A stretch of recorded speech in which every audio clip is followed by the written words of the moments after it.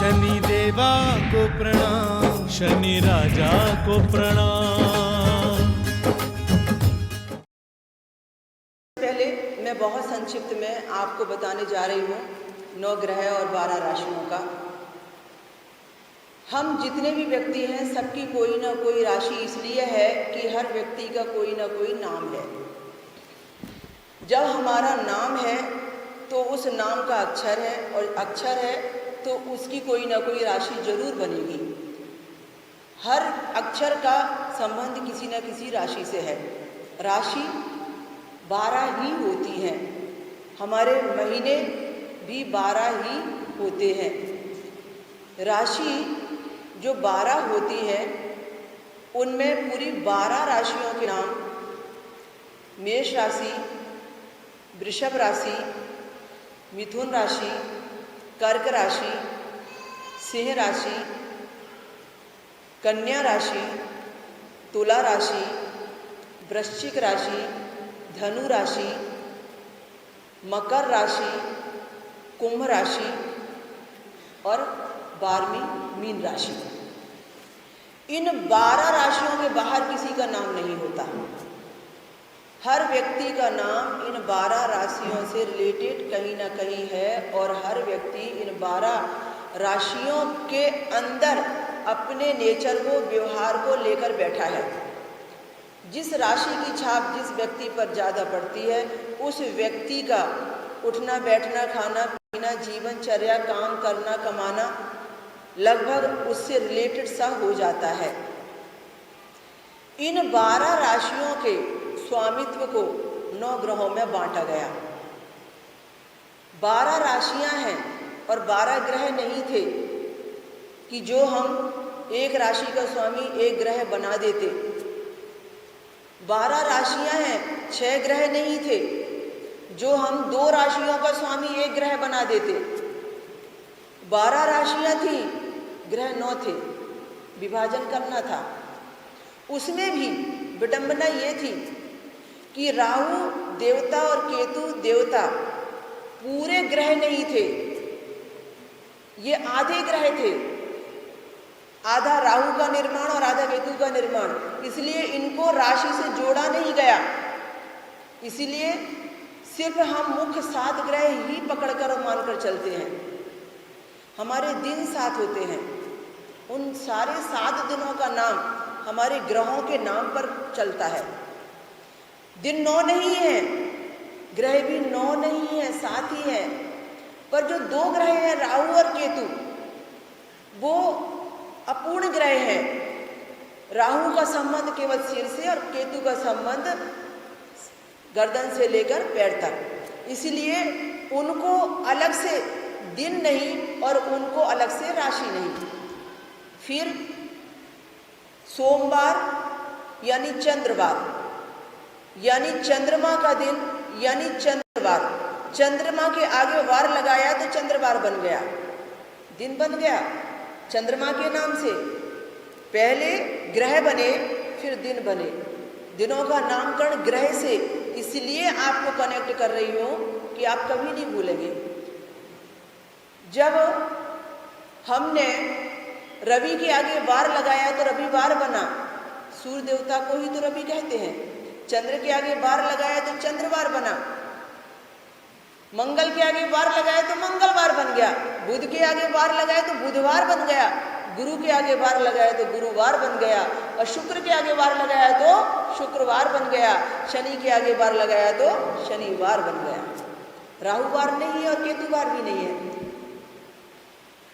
अभी ग्रह तो 9 है, विभाजन तो 7 दिनों का 7 ग्रहों पर। फिर क्या हुआ, शनिदेव के जैसा व्यवहार देखा राहु में, तो राहुवत शनिदेव, शनिवत राहु, यानी शनिवार के दिन का अधिकार राहु को भी मिला और शनिदेव को भी मिला। केतु का व्यवहार देखा मंगल के जैसा, तो मंगलवार का दिन केतु को भी मिला और मंगल देवता को भी मिला। ये दोनों मित्र हो गए, केतु और मंगल, और राहु और शनि। क्योंकि एक दिन पर पार्टनरशिप थी, एक दिन पर 2 का अधिकार था। अब हुआ ये कि 12 राशियों का विभाजन अब 9 ग्रहों में नहीं 7 ग्रहों में करना था। अब 12 राशियों का विभाजन जब 7 ग्रहों में करना था तब कैसे करेंगे? 6 होते तो 2-2 हो जाता। 12 राशियां थी, 7 ग्रह थे। अभी 7 ग्रह का विभाजन अभी कैसा होगा? देखो 12 राशियां हैं, यदि हम 2-2 राशि को बांटेंगे, एक एक ग्रह में जाएंगे तो एक ग्रह को 2 राशि मिलनी चाहिए थी, फिर एक ग्रह बच जाता था। फिर ऐसा हुआ कि हमने सूर्य देवता और चंद्रमा देवता को एक एक राशि दी। सूर्य देवता को और चंद्रमा देवता को हमने एक एक राशि ही दी, 2-2 नहीं दी। सूर्य देवता को सिंह राशि दे दी और चंद्रमा देवता को कर्क राशि दे दी। फिर क्या हुआ? 12 राशियों में से 10 राशियां बच गई, 2 विभाजन हो गई, एक सूर्य को मिली और एक चंद्रमा को मिली। भूलने जैसा कुछ है नहीं। उसके बाद में अब 12 राशियों में से 10 ही राशियां बच गई। अब 10 राशियों का विभाजन इजी हो गया क्योंकि ग्रह 5 बच गए। अब 5 ग्रहों में विभाजन हो गया, चंद्रमा भी गए, सूर्य देवता भी गए। अब आते हैं हम मंगल पर। रविवार सोमवार के बाद मंगल ही आएगा, तो मंगल को 2 राशियां दी, मेष राशि और वृश्चिक राशि। कहते कि मंगल स्वामी बन गए मेष और वृश्चिक के, बुध स्वामी बन गए मिथुन के और कन्या के, गुरु स्वामी बन गए धनु के और मीन के, शुक्र देवता स्वामी बन गए वृषभ राशि और तुला राशि के, और शनि महाराज स्वामी बन बैठे, या शनि महाराज जी को स्वामी बनाया गया मकर राशि और कुंभ राशि का। हो गया विभाजन, बहुत इजी हो गया। 12 राशियों का विभाजन अब 7 ग्रहों में हो गया। राहु और केतु देवता छाया ग्रह थे, इसीलिए उनको शनि और मंगल देवता के साथ में जोड़ा गया। ये मुझे 12 राशियों का चक्र आपको समझाना था, उस माध्यम से जिस माध्यम से जो हमारे क्रियाकलाप हम राशि से प्रभावित होकर अपने जीवन में पाते हैं। मेष राशि का देखा आपने, वृषभ राशि का देखा, मिथुन राशि का देखा। चिन्ह देखिए, मेष का मतलब ये होता है जो आपको, जैसे हम भिड़ा कह सकते हैं, जो भिड़ के जैसा होता है, जो हिंदी में हम मेष ही कहते हैं उसे, जो अक्सर आपने देखा है कि कभी ना कभी कोई ना कोई भिड़ने को तैयार होता है, कहीं भी भिड़ जाए। वृषभ को देखा आपने, वृषभ यानी बैल, जिंदगी भर मेहनत करता रहता है, थकता नहीं कभी, शायद भाग्य में लेकर आया है। मिथुन को आपने देखा, मिथुन तो अपने आप में एक जोड़ा है। 2 पक्षियों का जोड़ा कभी सोचा है? जो एक के बिना एक अधूरा है।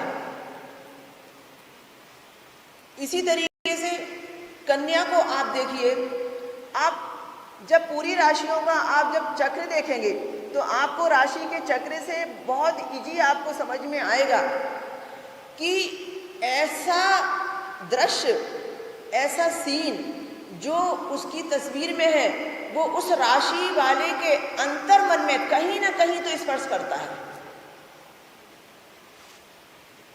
सिंह राशि का लुआइन देखो, शेर, जंगल का बादशाह है, हम हैं यहाँ के बादशाह, चलेगी तो हमारी मोनोपोली चलेगी, सम्राट चक्रवर्ती।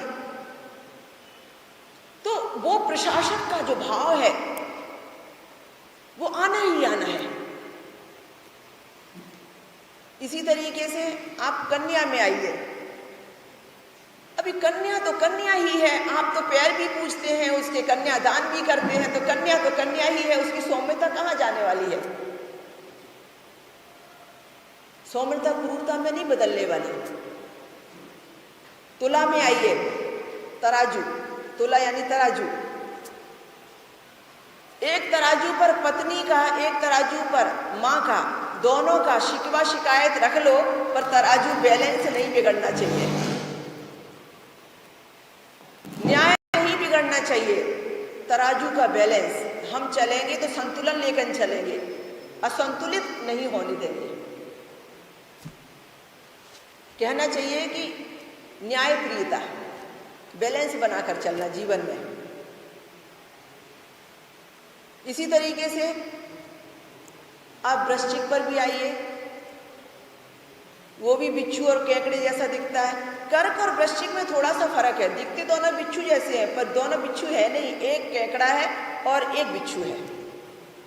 ओरिजिनल जो बिच्छू है ना, वो जो है वृश्चिक का है, और जो डस नहीं सकता सिर्फ केकड़ा है वो है कर्क का। धनु को देखिए, फिर इसी प्रकार से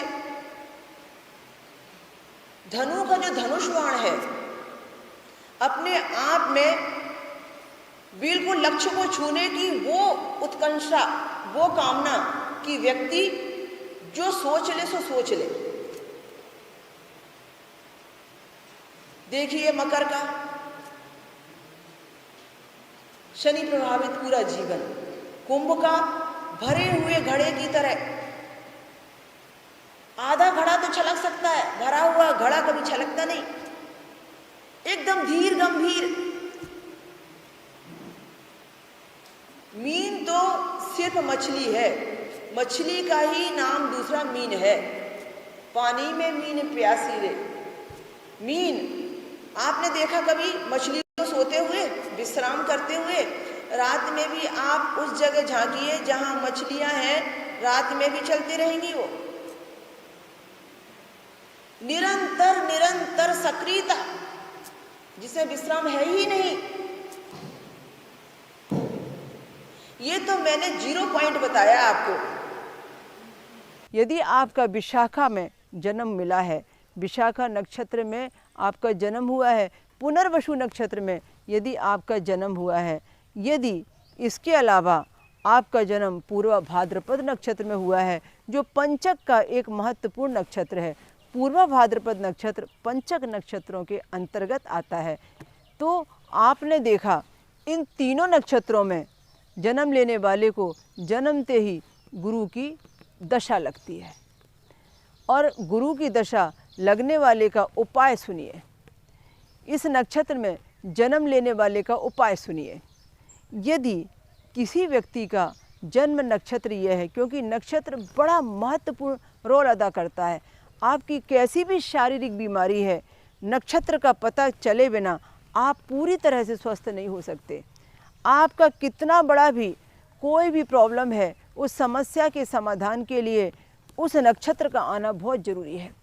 तो आपको एक उपचार बताते हैं। यदि दिन गुरुवार का हो और गुरुवार के दिन उन 3 नक्षत्रों में से कोई भी नक्षत्र आ जाए, वो 3 नक्षत्र जो अभी अभी मैंने आपको बताए, जो गुरु के नक्षत्र हैं, इन गुरु के 3 नक्षत्रों में से कोई भी एक नक्षत्र गुरुवार के दिन टकरा जाए, और गुरुवार के दिन आप एक उपाय करें राहु काल में। तो गुरुवार का जो राहु काल है वो 1:30 बजे से 3 बजे का होता है, आप नोट कर लीजिए। तो गुरुवार के राहु काल में हम गुरु से संबंधित चीज़ों का दान करें। गुरु से संबंधित चीज़ें बहुत सारी होती हैं, चने की दाल भी होती है, हल्दी भी होती है, आपके पीले वस्त्र भी होते हैं, पीली चीज़ों से संबंधित मिठाइयाँ भी होती हैं, पीले फल भी होते हैं, पीले फूल भी होते हैं, पीली सरसों भी होती है। ये सब गुरु से संबंधित चीज़ें होती हैं। तो आप कोई भी गुरु से संबंधित चीज़ को यदि आप लेते हैं और गुरु से संबंधित चीज़ को गुरुवार के दिन आप दान के लिए इस्तेमाल करते हैं, किसी संत को, ब्राह्मण को, किसी धर्म क्षेत्र में, किसी ऐसे स्थान पर देते हैं जहाँ धार्मिक कार्य के लिए उसका इस्तेमाल होना हो और लोग दुआएं दें आपको, तो सुनिश्चित रूप से हम ऐसा उपाय करते हैं उस गुरु के नक्षत्र के दिन। तो हमारी जो बहुत बड़ी समस्या है वो हमारे जन्म नक्षत्र में ये उपचार करने से समाधान हमें दे देती है। इसके अलावा पीपल की पूजा यदि हम गुरुवार के दिन करते हैं तो गुरु बल बढ़ता है। पीपल के नीचे यदि हम गुड़ और चने की दाल, भीगी हुई चने की दाल गुरुवार के राहु काल में हर गुरुवार को चढ़ाते हैं। मैं बहनों को एक उपचार बताती हूँ, बेटियों को एक उपचार बताती हूँ अपना गुरुबल बढ़ाने के लिए। यदि हम ये उपचार करेंगे तो जिन बहनों को अपनी संतान को लेकर, उनके संस्कारों को लेकर शिकायत है या अपने संतान की प्रगति में बहुत बाधा नज़र आती है और वो अपना गुरुबल बढ़ाकर बच्चों को देना चाहते हैं, तो आप ये उपाय ज़रूर कीजिए। मैं आपको एक बहुत बड़े रिसर्च की बात बता रही हूँ जो आपको कहीं नहीं मिलेगा। मैंने पिछले 3 सालों के इस तप में एक बड़ा रिसर्च किया है। वो रिसर्च ये मिला है मुझे कि यदि मेरी संतान मुझे साथ नहीं दे रही है, यदि मेरी संतान अपने कार्य क्षेत्र में फेलियर हो रही है, यदि मेरी संतान से मुझे शिकायत है या संतान को अपने जीवन में अनसक्सेस होने से बहुत शिकायत है, तो मेरी संतान को ये सारी प्रॉब्लम मेरे व्यवहार में और उसके व्यवहार में, दोनों के बीच में जो अंतर हो रहा है, ये सारी तकलीफ़ें, ये सारा विवाद इसलिए हो रहा है कि मेरा गुरुबल कम है, मेरा गुरुबल ठीक नहीं है। मैंने यदि यानी अभिभावक ने अपना गुरुबल यदि बढ़ा लिया तो अभिभावक के गुरुबल को बढ़ जाने से पूरा डायरेक्ट संतान पर प्रभाव पड़ेगा और उनकी संतान संस्कारवान होगी, ज्ञानवान होगी, सफल बनेगी और संतान के व्यवहार में परिवर्तन आएगा और अपेक्षाएं जो आपने संतान से रखी हैं उनको पूरा करने में आप जब कामयाब होंगे, जब आपका गुरुबल बढ़ेगा। तो सबसे पहले हमें हमारी संतान को यदि भरपूर लाभ देना है तो हमारा गुरुबल हमें बढ़ाना ही पड़ेगा। और गुरुबल बढ़ाने के लिए जो मैं आपको उपाय बता रही हूँ कि गुरुवार के गुरुवार 16 गुरुवार गुरु की वनस्पति पीपल के पेड़ के नीचे ये उपाय कीजिए। पीपल के भारी भरकम झाड़ भी होते हैं, उन भारी भरकम झाड़ का आप लाभ ज़्यादा ले सकते हैं। किसी भी जगह पर, किसी भी क्षेत्र में पीपल के जो भारी भरकम झाड़ हैं, हमारे यहाँ शनि आश्रम औरंगाबाद महाराष्ट्र के अंदर में जब हम ये उपचार कराते हैं गुरु प्रभावित व्यक्ति से, तो उस समय में पीपल के नीचे जो भारी भरकम झाड़ हैं पीपल के, उनके नीचे हम ये उपाय कराते हैं। तो हम उनसे कहते हैं कि आप जो भी उपचार कर रहे हैं इससे आपका जो गुरुबल बढ़ रहा है उससे आपका कई गुना लाभ हो रहा है। क्योंकि जब हम सामान्य जगह पर जाके पीपल का उपचार करते हैं उसका फल और जो हम धार्मिक क्षेत्र में स्थापित, जो हम तीर्थ क्षेत्र में स्थापित पीपल के क्षेत्र का जो लाभ लेते हैं उसका बल, दोनों में बहुत फ़र्क होता है। किसी धार्मिक स्थान पर यदि वह पीपल है तो आपको ज़्यादा अच्छा फल मिलेगा। मैं यहाँ पर अक्सर मेरे शनि शांति अनुष्ठान के समय में जब मैं शनिश्चरी अमावस्या पर यहाँ पर अलग अलग स्टेट से आए लोगों को शांति विधान कराती हूँ, खुद पुरोहित बनकर और खुद एस्ट्रोलॉजिकल तरीके से उनको ट्रेनिंग देती हूँ, तब मैंने महसूस किया है कि पीपल के नीचे कराए गए उपचार उनको तुरंत लाभान्वित कर देते हैं। तो गुरुबल ऐसे बढ़ जाता है और शनिदेव प्रसन्न हो जाते हैं। गुरु के शरण में जाने से शनिदेव की पीड़ा कम हो जाती है। तो आपको पीपल के नीचे उपचार 16 गुरुवार करना है। 16 गुरुवार के दिन गुरु के राहु काल में आप थोड़ी सी भीगी हुई चने की दाल लीजिए, या ये समझ लीजिए 100 ग्राम भीगी हुई चने की दाल हो और 100 ग्राम गुड़ हो, और गुड़ और चने की दाल को दोनों को मिक्स कर लीजिए और पीपल के नीचे जाइए 1:30 से 3 बजे के राहु काल में। आप पीपल की परिक्रमा कीजिए, वहाँ पर गुड़ और चने की दाल को अर्पण कीजिए और गुरु बृहस्पति देवता को प्रणाम करके आप प्रार्थना कीजिए कि मेरे जो नीच के गुरु का दोष है या जो भी मेरी संतान से मुझे इतनी सारी परेशानियां हैं या संतान को लेकर मुझे जो इतने सारे प्रॉब्लम हैं उसके समाधान के लिए मुझे मेरा गुरुबल बढ़ाना है। इसलिए मैं गुरुवार के गुरुवार 16 गुरुवार को ये उपचार करने जा रही हूँ। और इस उपचार के समय में आपने यदि कुछ पीला भोजन करके, एक समय अन्न का त्याग करके यदि गुरुवार का व्रत कर लिया, कुछ नहीं कम से कम 5 गुरुवार का ही संकल्प ले लिया, तो देखिए आपका कितना बड़ा लाभ आपको मिलेगा। इससे ज़्यादा फल उस समय मिलता है जब हम किसी संत की शरण में जाते हैं, किसी संत को धन्यवाद देते हैं, जब सत्संग में भाग लेते हैं, जब धर्म क्षेत्र में जाकर समय का दान करते हैं, किसी धार्मिक स्थल में पहुंचकर, किसी गुरु क्षेत्र में जाकर हम श्रम दान करते हैं, तो हमें और ज़्यादा लाभ मिलता है। क्योंकि धर्म के क्षेत्र से, धर्म के कार्य से, धार्मिक जीवन से हमारे जीवन में गुरुबल जल्दी बढ़ता है। तो आप ये सारे उपचार लंबे समय तक कर सकते हैं। ऐसा करने से आपको पता चलेगा कि जो काम आप सुधारने का, निर्माण का, अपने घर में नए संस्कारों को लाने का और अपने पुत्र से, अपनी पुत्री से सीधा सीधा जुड़कर उनकी खुशियाँ पाने और उन्हें खुशियाँ देने का काम बरसों से कर रहे थे और सफलता नहीं मिल रही थी, वो सफलता आपको ये गुरु संबंधी वनस्पति और गुरु संबंधी उपाय करने से प्राप्त होने लगी। हमें हमारी संतान को खुशहाल रखना है और अपनी संतान से हमें भी अच्छा व्यवहार पाना है, तो हमारा गुरुबल बढ़ाना ही होगा। तो ये गुरुबल बढ़ाने के लिए गुरुवार वाले उपाय कीजिए।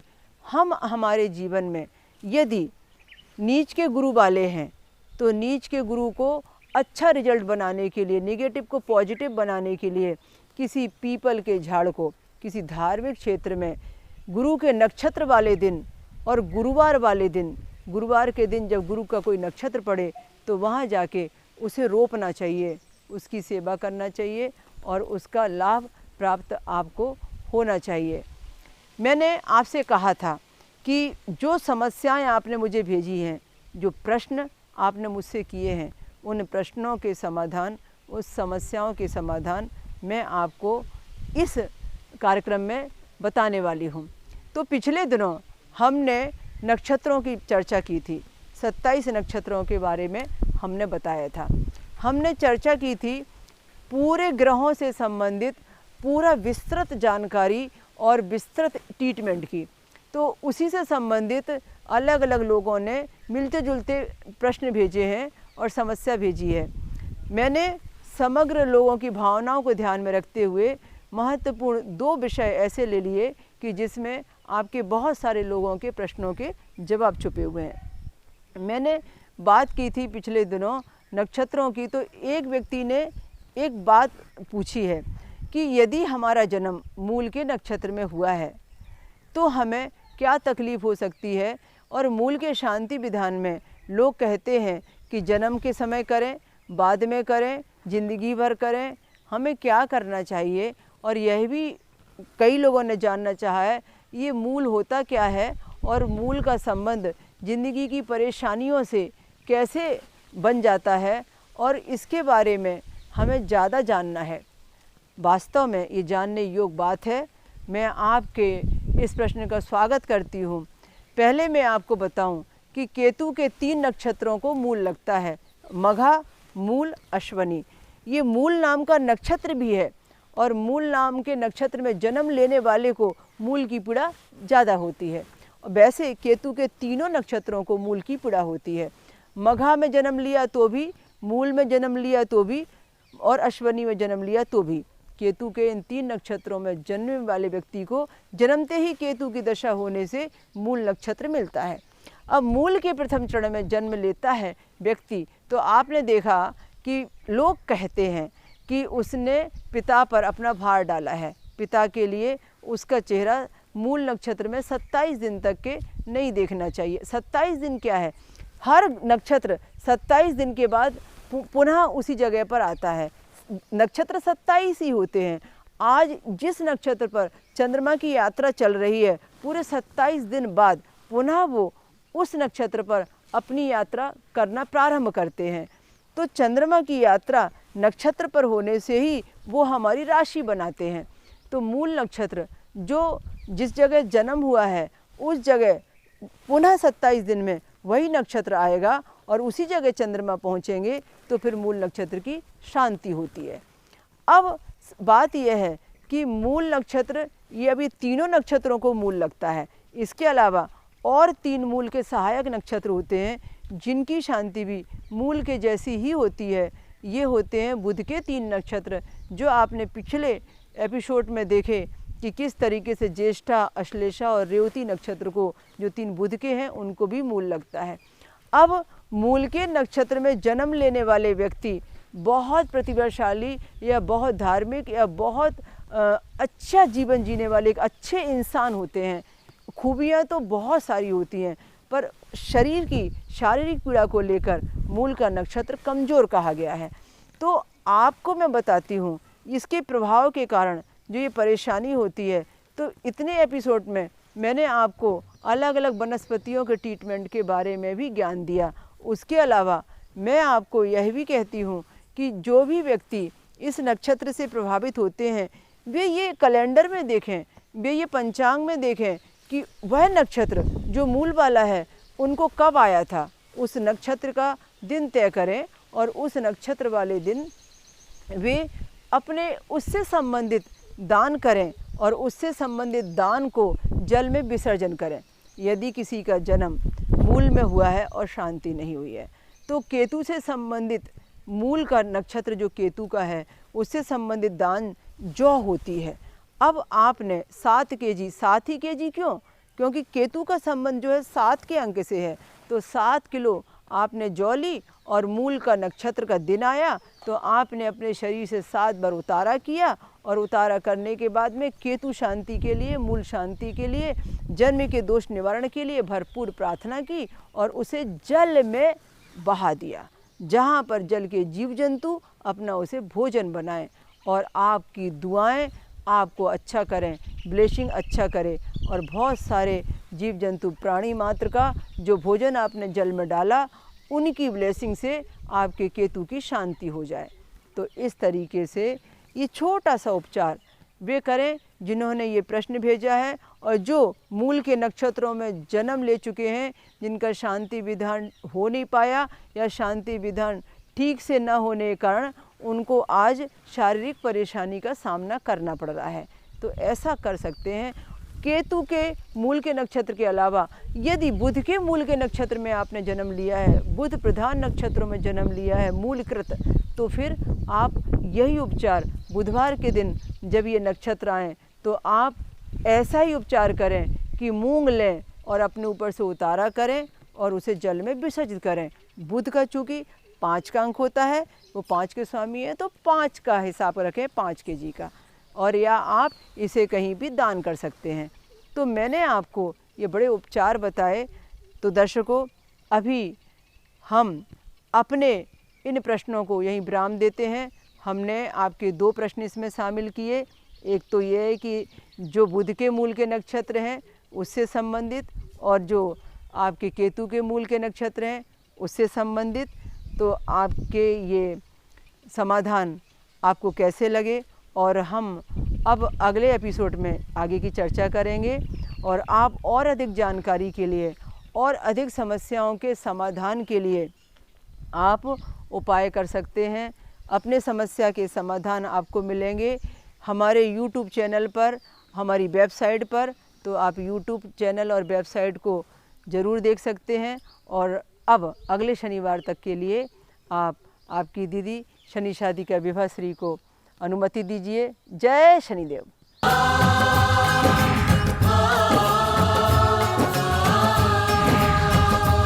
शनि देवा को प्रणाम, शनि राजा को प्रणाम।